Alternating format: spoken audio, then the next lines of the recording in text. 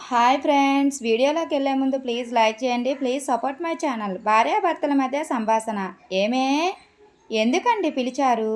నీ ముఖం చంద్రబింబంలాగా ఉంటుంది అని చూడాలి అని పిలిచాను. వెళ్ళి టీ తీసుకొని రా పో లోపలికి. అలాగేనండి. ఏమండి, టీ తీసుకోండి. టీ ఏంటి ఇంత చల్లగా ఉంది? లేదండి, వేడిగానే ఉంది కదండి. అంటే నేను అబద్ధం చెప్పాను అని అనుకుంటున్నావా?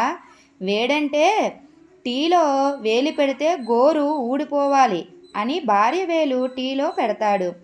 అమ్మా, నా వేలు ఏమండి కాలిపోతుంది. నువ్వు ఏడవకు, నువ్వు ఏడిస్తే నా మనసు తట్టుకోలేదు. అందుకే వెళ్ళి బర్ణాలు రాసుకో.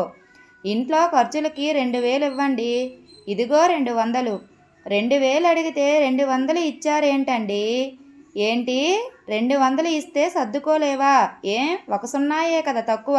భర్త అనేవాడు అదుపులో ఉన్నా లేకపోయినా భార్య మాత్రం పొదుపులో ఉండాలి. అప్పుడే సంసారం సముద్రంలో నావలాగా అలా అలా వెళ్ళిపోతూ ఉంటుంది. ఏమండి, కరెంటు బిల్లు 200 వచ్చిందండి. 200 వచ్చిందా? చెప్పానా సీరియల్స్ డైలీ చూడకూడదు, వారానికి ఒక్కసారి చూసినా ఆ డైలీ సీరియల్ అర్థమవుతుంది అని చెప్పానా? ఏంటో నా బ్రతుకు. ఎంత అలుపు లేకుండా పనిచేసినా సరే పొలంలో కలుపు మొక్కను తీసి పడేసినట్టు పడేస్తున్నాడు నా మొగుడు. ఎదురింటి సుబ్బారావు ఇంటి మీదకి గొడవకి వస్తాడు. ఏమయ్యా కాంతారావు, నా దగ్గర డబ్బులు తీసుకుని సంవత్సరం అవుతుంది.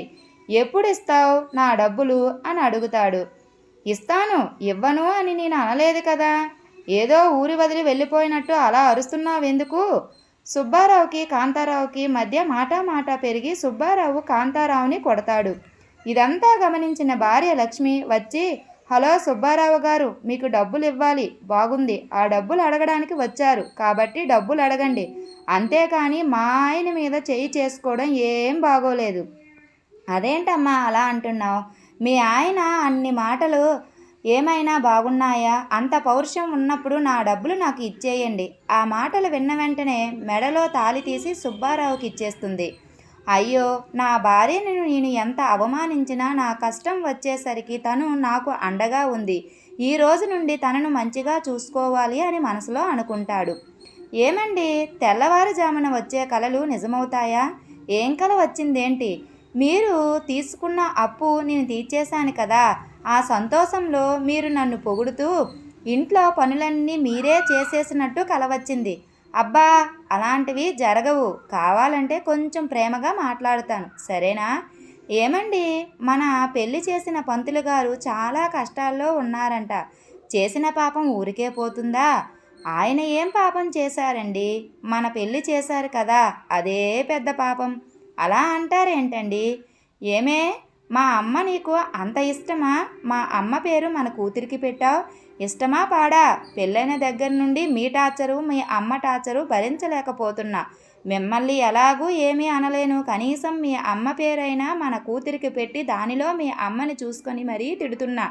కనీసం అలా అయినా నా మనసు కుదుట పడుతుందేమోనని. ఏమండి, షాపింగ్కి వెళ్దాం రండి. ఏం కొంటావేంటి? చీరలు కొంటాను. బీరువా నిండా ఉన్నాయి కదే చీరలు. అవన్నీ ఏం చేస్తావు? కట్టుకుంటాను, నచ్చకపోతే విప్పేస్తాను. మిమ్మల్ని ఎలాగో మార్చలేను కదా.